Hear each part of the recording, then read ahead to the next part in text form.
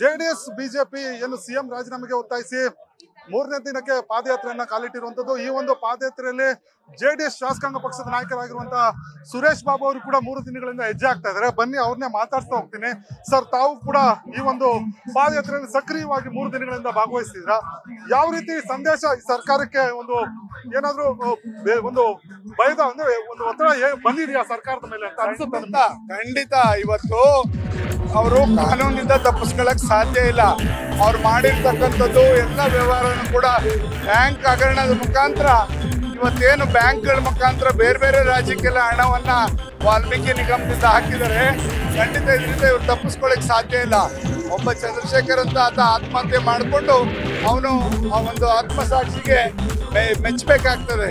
ನನ್ನ ಜೀವ ಹೋದ್ರೂ ಪರವಾಗಿಲ್ಲ, ಈ ಸಮಾಜಗಳ ಹಣನ ಇವ್ರು ಈ ತರ ಲೂಟಿ ಮಾಡ್ತಕ್ಕಂಥದ್ದು ಆಗ್ಬಾರ್ದು ಅಂತಕ್ಕಂಥ ದೃಷ್ಟಿಯಿಂದ ಆತ ಇವತ್ತು ಮಾಡಿದ್ರಿಂದ ಇವತ್ತು ಬೆಳಕಿಗೆ ಬಂತು. ಇಲ್ಲ ಇದ್ರೆ ಈ ತರ ಎಷ್ಟು ಇಲಾಖೆಗಳಲ್ಲಿ ಇವರು ಅವ್ಯವಹಾರಗಳು ಮಾಡಿದರೆ, ಹಣವನ್ನ ದುರುಪಯೋಗ ಮಾಡ್ಕೊಂಡಿದ್ದಾರೆ, ಎಲ್ಲದೂ ಕೂಡ ತನಿಖೆ ಆಗ್ಬೇಕಾಗ್ತದೆ. ಮೂಡ ಪ್ರಕರಣದಲ್ಲಿ ಸಿಎಂ ಪಾತ್ರ ಇಲ್ಲ ಅಂತ ಹೇಳಿ ಈ ಕಾಂಗ್ರೆಸ್ನ ಹೈಕಮಾಂಡ್ ಆಗಿರೋ ಒಂದು ಕ್ಲೀನ್ ಚಿಟ್ ಕೊಟ್ಟಿದ್ದಾರೆ. ಎಲ್ಲ ಸಚಿವರು ಸಿಎಂ ಪರವಾಗಿ ನಿಲ್ಬೇಕು ಅನ್ನೋ ಒಂದು ತಾಕೀತನ್ನ ನೆನ್ನೆ ಮಾಡಿರುವಂತದ್ದು. ಒಂದು ಮುಖ್ಯಮಂತ್ರಿಗಳ ಧರ್ಮಪತ್ನಿ ಅವರ ಹೆಸರಿಗೆ ಅಷ್ಟೊಂದು 14 ಸೈಟ್ನ ಕೊಡ್ಲಿಕ್ಕೆ ಮಾಡಿರ್ತಕ್ಕಂಥದ್ರಿಂದ ಮುಖ್ಯಮಂತ್ರಿಗಳು ಅದಕ್ಕೆ ಹೊಣೆ ಆಗೇ ಆಗ್ತಾರೆ. ಯಾಕೆಂದ್ರೆ ಅವರೇ ಜವಾಬ್ದಾರಿ ಆಗ್ತಾರೆ. ಅವ್ರಿಗೆ ಗೊತ್ತಿಂದ ಆಗ್ಲಿಕ್ಕೆ ಸಾಧ್ಯ ಇಲ್ಲ. ಅದು ಇವತ್ತು ಅವ್ರ ಕುಟುಂಬಸ್ಥರಿಗೆ ಅವ್ರು ಮಾಡಿರೋದ್ರಿಂದ ಅದು ನೇರವಾಗಿ ಮುಖ್ಯಮಂತ್ರಿಗಳೇ ಇದಕ್ಕೆ ತಲೆದಂಡ ಆಗ್ತಾರೆ ಅಂತ ಹೇಳಿ ಹೈಕಮಾಂಡ್ ಸಿಎಂ ಪರವಾಗಿ ನಿಂತಿರುವಂತದ್ದು ಯಾವ ಸಂಬಂಧ? ಕಾನೂನು ದಾಖಲೆಗಳು ಏನೇನು ಅಲ್ಲಿ ಮೂಡಾದಿಂದ ಇವರು ಕನ್ವರ್ಷನ್ ಇರ್ಬೋದು, ಇವೆಲ್ಲ ಪತ್ರಗಳಿದೆಯಲ್ಲ, ಆ ಒಂದು ವ್ಯವಹಾರ ಪತ್ರ ಅಲ್ಲಿ ನಡೆದಿರ್ತಕ್ಕಂಥ ರೆಸೊಲ್ಯೂಷನ್ಸ್ ಇವೆಲ್ಲ ನೋಡಿದ್ರೆ ಖಂಡಿತ ಇದರಲ್ಲಿ ಅಲ್ಲಿರ್ತಕ್ಕಂಥವ್ರು ಖಂಡಿತ ಇದನ್ನ ದುರುಪಯೋಗ ಪಡಿಸ್ಕೊಂಡಿದ್ದಾರೆ ಅನ್ನೋದು ಸಂಶಯ ಇದೆ. ಇನ್ನೊಂದ್ ಕಡೆ PSI ವರ್ಗಾವಣೆಗೆ ದುಡ್ಡು ಕೊಟ್ಟು ಒಂದು ಪ್ರೆಷರ್ಗೆ ಒಂದು ಹಾರ್ಟ್ ಅಟ್ಯಾಕ್ ಆಗಿ ಸಾತಿರುವಂತದ್ದು. ಈ ಒಂದು ಪ್ರಕರಣ ಏನು ಬಿಂಬಿಸುತ್ತೆ ಸರ್? ಈಗ ಪರಶುರಾಮ್ ಅಂತ ಒಬ್ಬ ಸಬ್ ಇನ್ಸ್ಪೆಕ್ಟ್ರು ಏನಿವತ್ತು ಜೀವವನ್ನ ಕಳ್ಕೊಂಡಿದ್ದಾರೆ.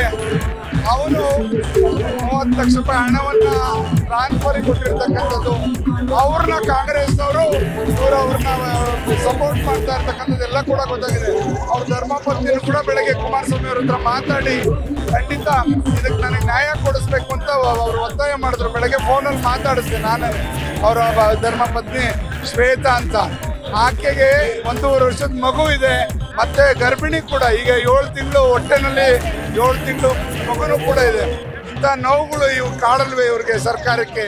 ಕಾನೂನು ಇಲಾಖೆನೇ ಇಷ್ಟಿದಾದ್ರೆ ಗೃಹ ಇಲಾಖೆ ಖಂಡಿತ ಪರಮೇಶ್ವರ್ ಅವರು ಏನ್ ಮಾಡ್ತಾ ಇದಾರೆ ಅಂತ ಕೇಳಲಿಕ್ಕೆ ಬಯಸ್ತಾರೆ. ಇವಿಷ್ಟು ಸುರೇಶ್ ಬಾಬು ಮಾತಾಡ್ತಿರುವಂತದ್ದು. ಏನು ಸರ್ಕಾರ ಭ್ರಷ್ಟಾಚಾರದಲ್ಲಿ ಮುಳುಗಿದೆ, ಅವರು ಈ ಒಂದು ಹೋರಾಟದ ಮೂಲಕ ಎಚ್ಚೆತ್ತುಕೊಳ್ಬೇಕು ಅನ್ನೋ ಒಂದು ಸಂದೇಶವನ್ನು ರವಾನೆ ಮಾಡ್ತೀವಿ ಅಂತ ಮಾತನಾಡಿರುವಂಥದ್ದು. ರಘು ಜೊತೆ ರಾಮನಗರ. ನ್ಯೂಸ್ ಫಸ್ಟ್ ನಿರ್ಭೀತಿಯಿಂದ ನಿಮ್ಮ ಪರವಾಗಿ.